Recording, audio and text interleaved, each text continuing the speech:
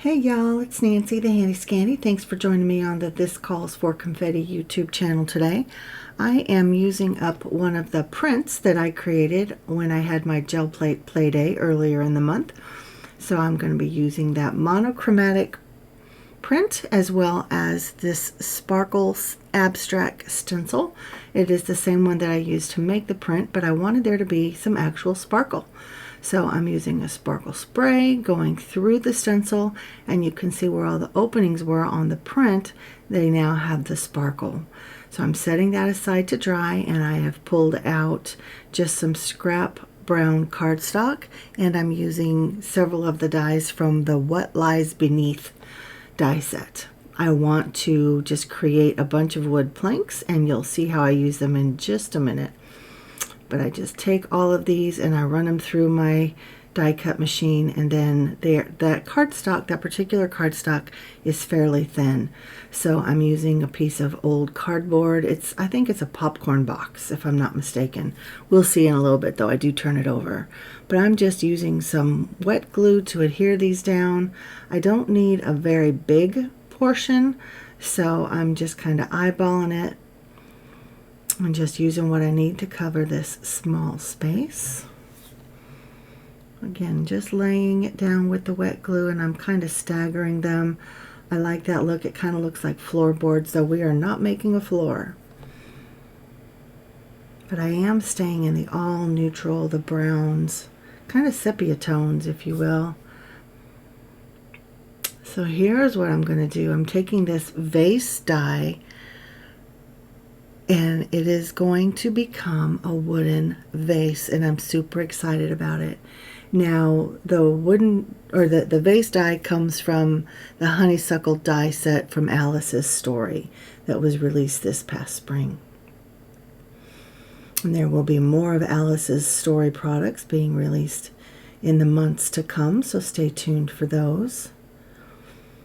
And so I'm figuring out which direction I want this to go. And then I just run it through my mini die cutting machine there. You can use any die cutting machine that you have. Yeah, you can see there it's a popcorn box. So I did tape the die down only because this particular system has a potential to shift, so I didn't want that to happen.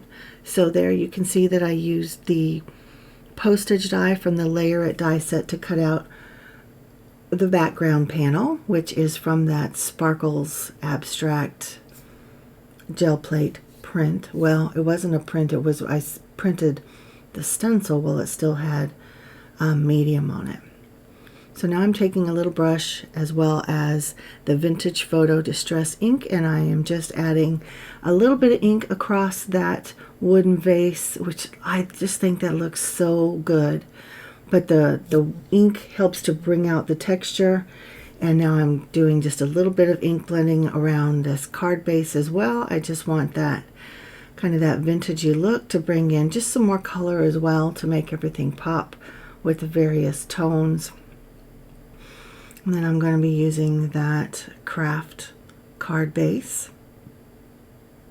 And now I have several leaves, and I previously die cut these for another project, but they're from the Autumn Artisan die set, and they are die cut out of watercolor card.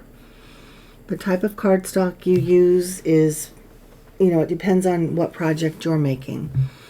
These were already die cut and waiting in the package, so I went ahead and used them, and they're kind of a cream color. Watercolor isn't a pure white, so I like the fact that these weren't a pure white either.